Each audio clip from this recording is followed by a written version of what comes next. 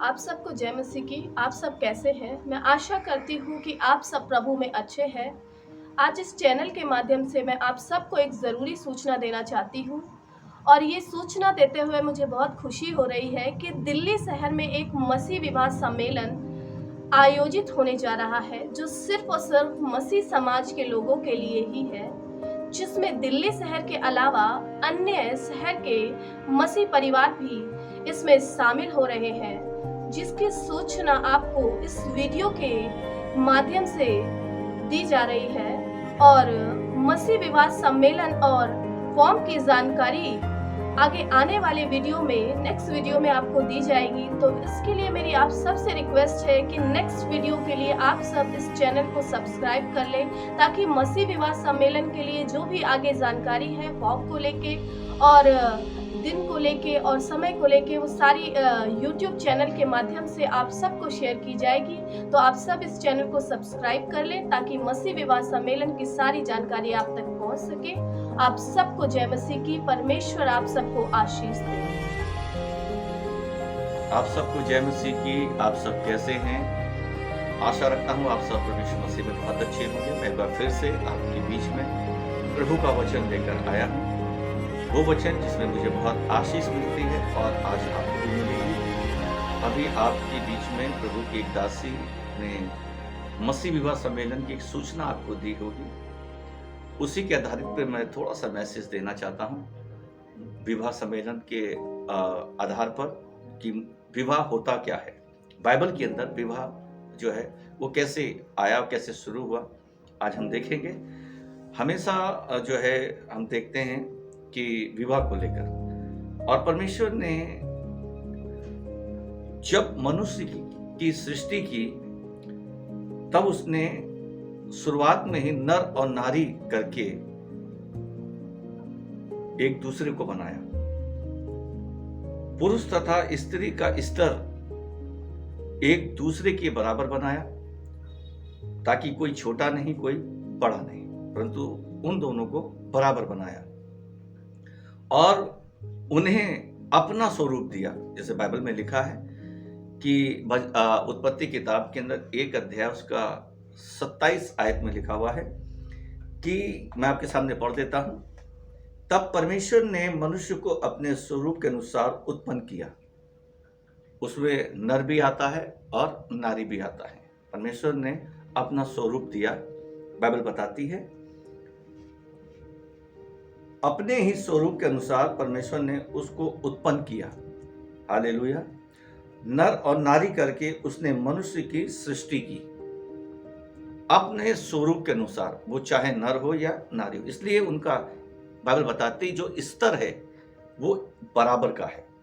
और कहा है, और आगे को वचन में लिखा हुआ है, उत्पत्ति किताब उसका 2 अध्याय उसका 18 वचन को हम देखने जा रहे हैं।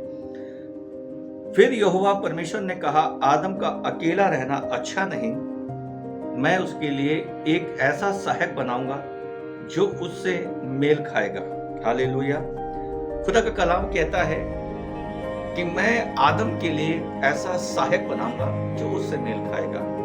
और आपको पता है कि परमेश्वर जो है हमेशा जो है वो ऐसा पार्टनर हमें देता है, ऐसा लाइफ में प्रभु हमें ऐसा जोड़ा देता है, या हमारा जो है जो पार्टनर होता है वो हमसे मेल खाता है। इसलिए जो विवाह है वो एक आदर की बात समझी गई है, क्योंकि परमेश्वर जिसे जोड़ता है वो जो हमेशा जिंदगी भर जो है वो सुख से रहता है। इसलिए बाइबल में लिखा हुआ है।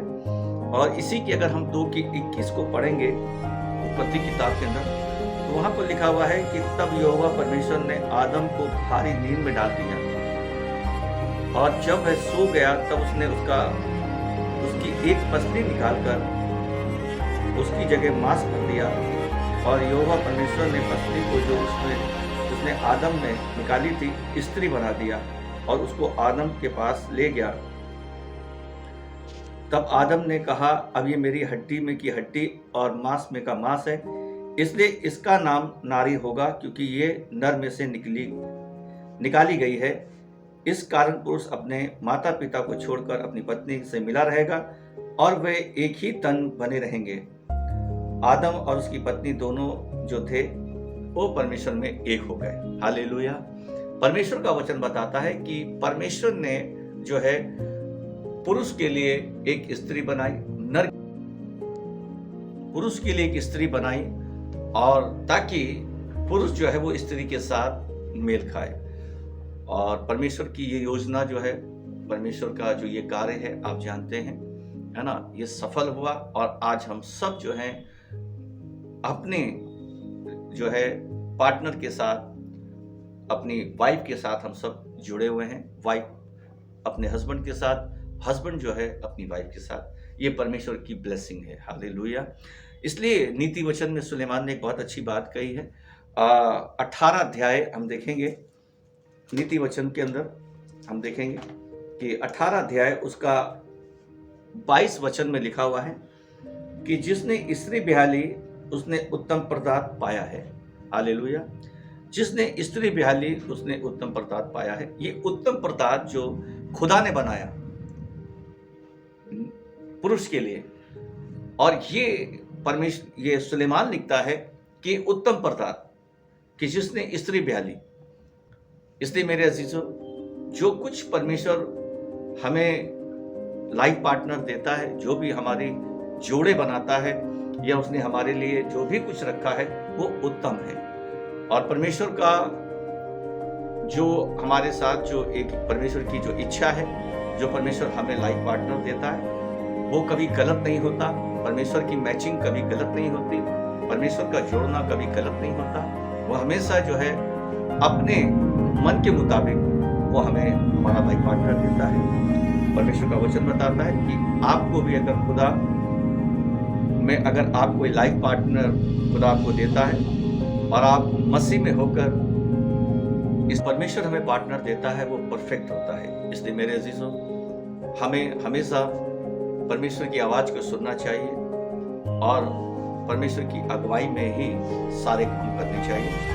क्योंकि बाइबल में लिखा है, पौलुस लिखता है, पहला कुरिन्थियों की किताब उसका 11 अध्याय उसका 11 वचन में लिखा हुआ है, तो अभी प्रभु में ना तो स्त्री बिना पुरुष और ना पुरुष बिना स्त्री के है, क्योंकि जैसे स्त्री पुरुष से है वैसे ही पुरुष स्त्री के द्वारा है, परंतु सब वस्तुएं परमेश्वर में हैं, परमेश्वर से है। हालेलुया। इसलिए सब कुछ जो कुछ है सब परमेश्वर से है। इस जगत की उत्पत्ति परमेश्वर से है। परिवार का बढ़ना परमेश्वर से है। परिवार में आशीष परमेश्वर से है।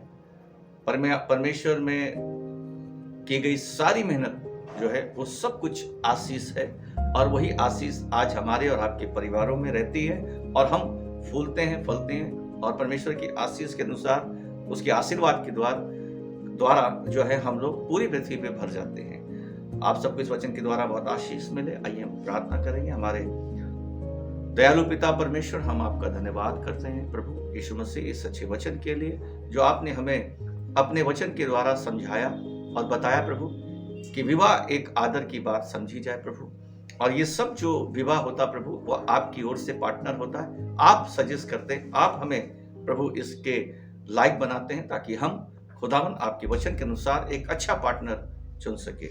आज प्रभु जितने लोग सुन रहे हैं, जो लोग प्रभु अभी शादी लायक हैं, विवाह के लायक हैं प्रभु, उन सबको एक अच्छा वर देना खुदावन, ताकि प्रभु उनके साथ मेल खाए और आपकी महिमा हो और आपका राज्य बढ़े। धन्यवाद करते हैं खुदावन। इस सारी बरकत प्रार्थना यीशु मसीह के नाम से मांगते, सुनो, ग्रहण करें। आमीन।